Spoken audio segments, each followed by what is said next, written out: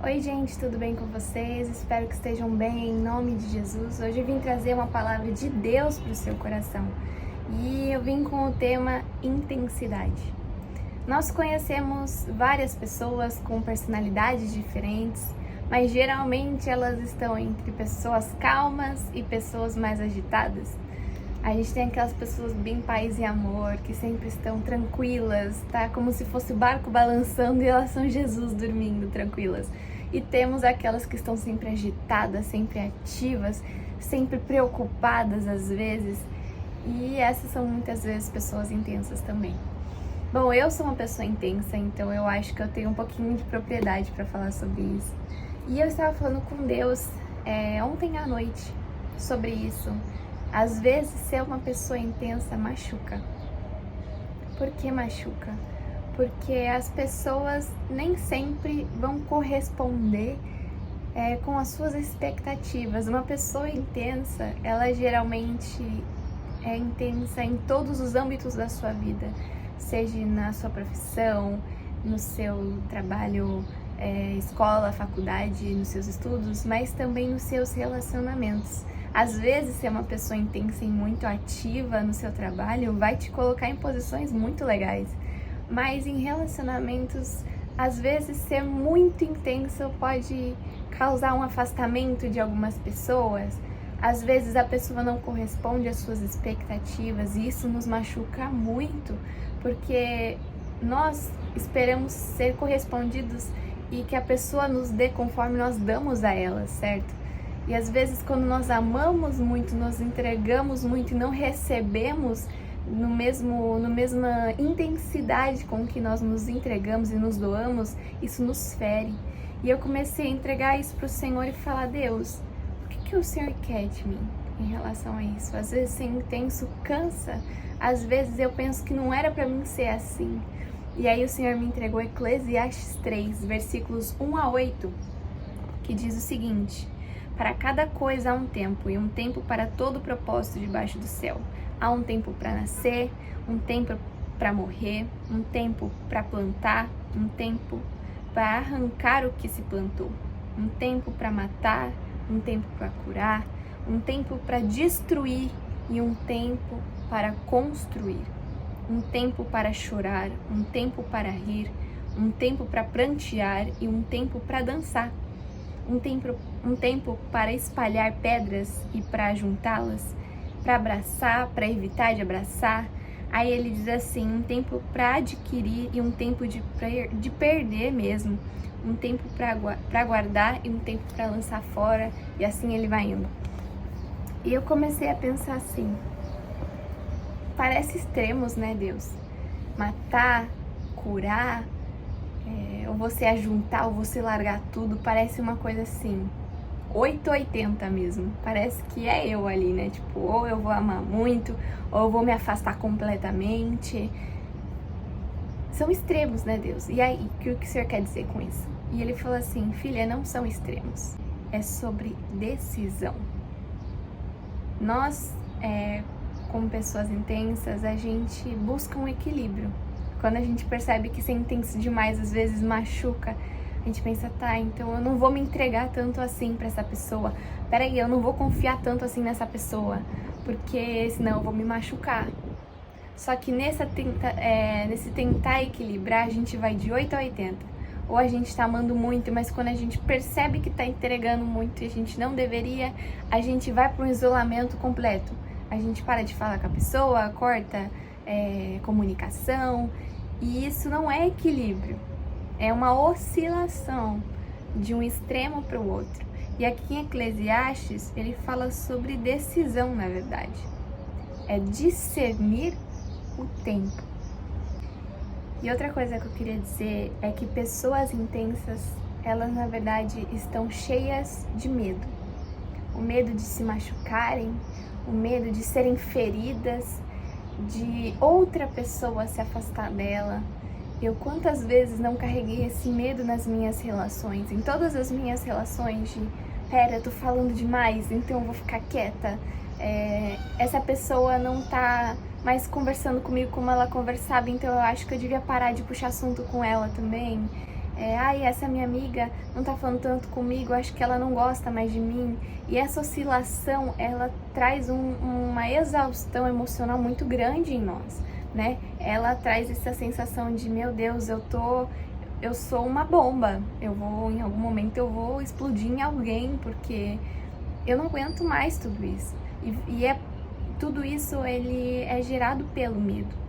E aí que o Senhor começou a trazer alguns pontos pra mim. Falando assim, olha, pessoas que têm medo, elas são indecisas. Porque quando a gente sabe que a gente tem essa tendência a ir por os extremos, a gente começa a ser carregado pelo medo, né? Pera um pouco. Então, me convidam pra uma festa, um amigo novo meu. Eu penso, nossa, eu vou porque ele deve gostar de mim. Ele gosta da minha companhia, eu sou uma boa amiga. Mas espera um pouco, e se na verdade ele só tá fazendo isso porque ele não quer que eu me sinta excluída, mas ele nem gosta tanto assim de mim? Aí começa um jogo de extremos e você fica indecisa. Ou, eu amei essa roupa, mas espera um pouco, será que eu não vou ficar parecendo muito exibida com essa roupa? Não, mas ela é modesta. Não, mas as pessoas vão achar que eu sou metida. Não, mas eu gostei, mas eu não vou comprar, o que eu faço? E aí você fica numa indecisão sem fim. E o que eu quero dizer com isso Deus, ele traz 5 pontos para nós aqui que são importantes a gente pensar. Primeiro, sobre a sua intensidade. O amor é sacrificial. E como Jesus, nem sempre a sua intensidade, a intensidade com que você ama as pessoas vai ser bem-vinda. E isso não tem a ver com você, isso tem a ver com a pessoa que está recebendo. Muitas vezes a gente fica tão centrado em nós mesmos que a gente esquece que às vezes a pessoa não recebe esse amor porque ela tem medo de ser amada. Porque ela nunca recebeu esse tipo de amor antes. Ou às vezes a pessoa simplesmente não quer. E isso tá tudo bem, porque não é sobre você, é sobre a pessoa. Jesus não foi bem recebido por todos. Por mais que ele veio ao mundo para salvar cada um de nós da sua própria vida, até mesmo quando ele morreu, até os dias de hoje, muita gente não quer Jesus, mesmo sabendo de tudo que ele fez. Às vezes não é porque a pessoa não entendeu a sua intenção, ela simplesmente não quer. E aí, nesse momento, você tem que se lembrar que não é sobre você. Não é sobre ser sua culpa. Pare de se culpar por isso. Outro ponto, aprenda a discernir o tempo de Deus. Quando eu li sobre Eclesiastes, a gente pensa extremos, não, é decisão. É momento de você entender o tempo de Deus. Qual é o tempo do Senhor para sua vida? Você pensar, o que eu faço com essa nova amizade? Eu não sei, será que eu tô me sentindo estranha porque Deus não quer que eu esteja com ela? Ou será porque eu tenho medo de me aproximar de alguém? Qual é o tempo de Deus para sua vida? O que Deus tem entregado para você nesses últimos dias? Deus tem falado para você que é momento de você buscar solitude? Buscar mais só Ele e você? Ou Ele tem falado, invista nas suas amizades? Ele tem falado para você que amizades curam as feridas do coração, que eles são como aquele nó de 3 pontas que não se solta facilmente. O que ele tem falado para você? Quando você entender o tempo que Deus está tendo para você nesse momento, você pode agir sem medo, porque o perfeito amor lança fora todo medo. Entrega isso para o Senhor, porque Ele tem algo muito maior para sua vida. O que mais que o Senhor diz? 2 Timóteo, capítulo 1, versículo 7 diz que Deus não nos deu um espírito de covardia, um espírito de medo, mas Ele nos deu um espírito de poder, de amor e de equilíbrio. Ele já nos deu, aqueles que são filhos de Deus e tem o Espírito Santo habitando dentro de você, você tem um espírito de poder, de amor e equilíbrio.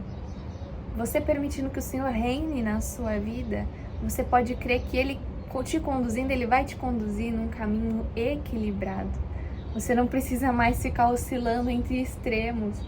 Claro, os sentimentos vão vir, tentações de eu vou sair correndo, ou vou partir para abraço com tudo, vão vir. Mas entrega isso para o Senhor.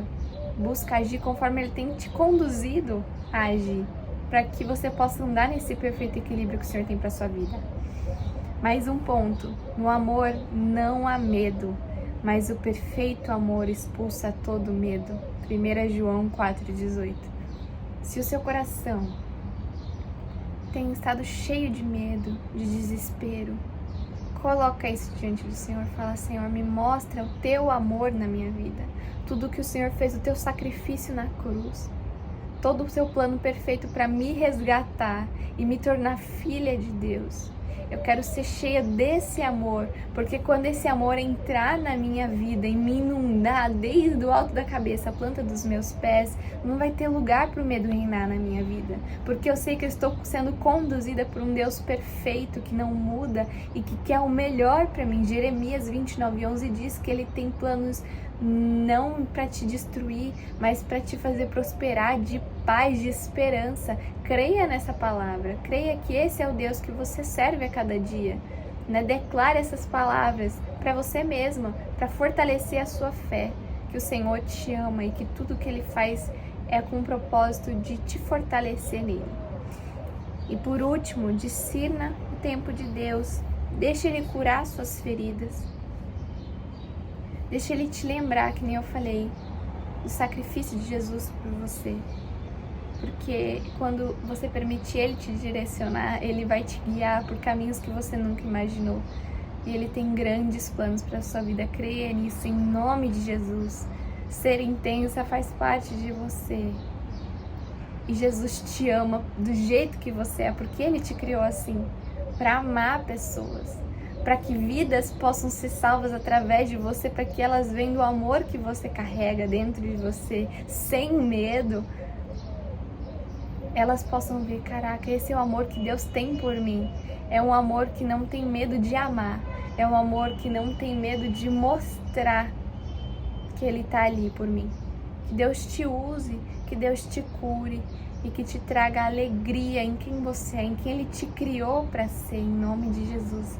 Eu espero que essa palavra tenha falado com você assim como falou comigo.